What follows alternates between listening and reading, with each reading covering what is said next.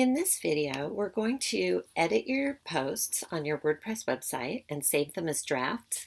Then we're going to do marketing content, writing your copy so that we make sure that we really resonate with people. And then finally, we're just going to talk a little bit about how the article is search engine optimized.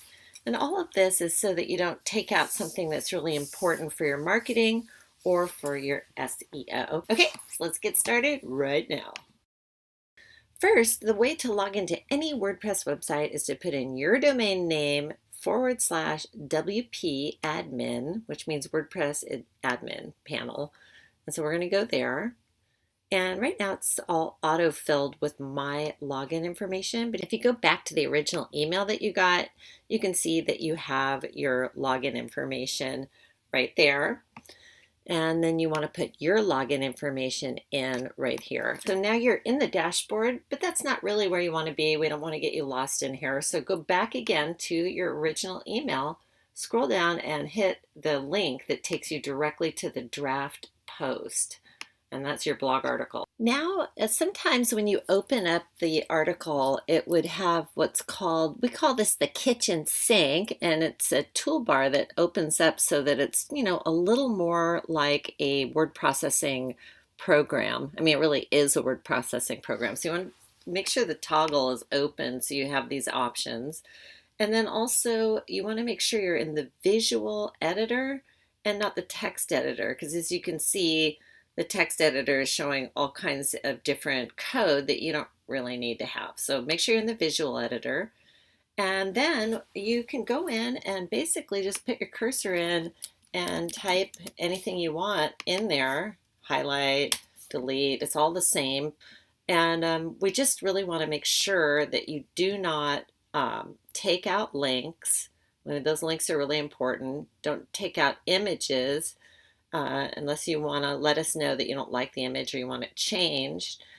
Don't, take out the formatting, because see, if you highlight this, you can see that it's a heading too. That's really important for SEO that we have certain keywords in the headings. It's also really important, but we'll talk about the SEO at the end of this video. But anyway, you don't want to change the formatting too much. And down here, this code is actually saying that we have a contact form. So once you get finished with, just editing, reading this and editing it in here, all you have to do then is save it as a draft. Next up is marketing copy. In this part of the video, we're going to just talk about where the important ideas are and the flow of ideas. First, we have a how-to headline. How-tos are very popular online. And so that's a great headline. And then we also have our keywords, and it's kind of the headline again in the first sentence. That's mainly for search engine optimization, but it's also kind of a call out to the person once they start reading. In the very first paragraph, we want to have empathy. Second paragraph, we want to kind of tell them a little bit about what they don't know about hiring a personal injury firm. Then we want to, again, use the keywords in the headline. This is search engine optimization again. And then inside of this next paragraph, we're going to kind of like dig just a little bit deeper about what they may need to know in order to hire you. We kind of circle back around to the empathy here. And then something they can do themselves is usually a really good thing to add in. How much does a personal injury lawyer cost? And then contact us. Again, when you've done any editing on this or writing, save it as a draft. Next up, search engine optimization. We have on this website what's called a Yoast SEO plugin, which helps keep us on track. These are things we already know, but it just really is cool because it helps you make sure that you're really doing it right. This Yoast SEO plugin is at the bottom below the place where you type your article, and it is actually helps you with readability, keyword research also. So what we want to do first thing is add the key phrase that we've already researched and we're using for this article. The next thing you want to do is write your article. You want to edit what's called the snippet. The snippet is what shows up on Google or Yahoo or Bing when people are searching. So you want to make sure that this is a nice, powerful headline. and that the text kind of gives a short synopsis with a little bit of empathy and what the article is going to be about in the meta description, and then close the snippet editor. When you scroll down, you can see that this article has all the green lights. And if you look at this, I'm going to outline what each of these things means so that next time you write an article, you can make sure that it has everything in it. So the first thing you want to do is the focus keyword appears in the first paragraph of copy. It also has to appear in the headline. So this is our focus keyword or key phrase. And here it is again in the first line of copy. And I just happen to know that making it bold also helps Google to know how to index this article.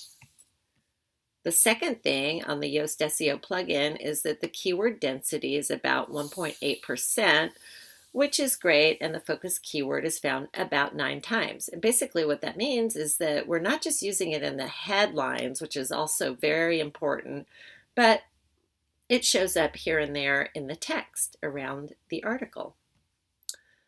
Actually, it shows up 1.8% of the time. Next, the meta description contains the focus keyword. So I didn't quite say that, but when you're editing this snippet, you want to make sure that the keywords are again in there.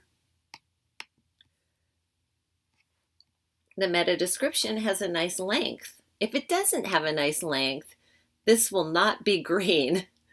So it'll start to turn red. So you want it to be green. The focus keyword appears 3 out of 5 subheadings in your copy. These are headings right here, and we are making sure that the keywords are in 3 of the 5 headings, but not all of them. The way we do that is we highlight it and then make sure it's a heading. And I'm really liking heading 2 because it just looks good on the website, but it could be any heading as long as it's a heading. Next, the images on this page contain alt attributes with focus keyword. That just sounds like jargon, but it actually means something to Google. They're going to look at this image, and if you go into the little edit, you can see that the alternative text is, again, the key phrase. If you went into the text code editor, you could actually see this is what the code looks like, and that the keywords are again in there for Google to know how to index you. The next part of the Yoast SEO plugin is that the text contains 488 words total, and this is more than or equal to the recommended minimum 300 words. Just means that the article is a good length. This page has 0 no-followed outbound links and 1 normal outbound link. We always just use normal outbound links, and pretty much almost always on this website, we use the keywords personal injury, and we link that word to a Wikipedia article that's about personal injury lawyers. Just tells what they are.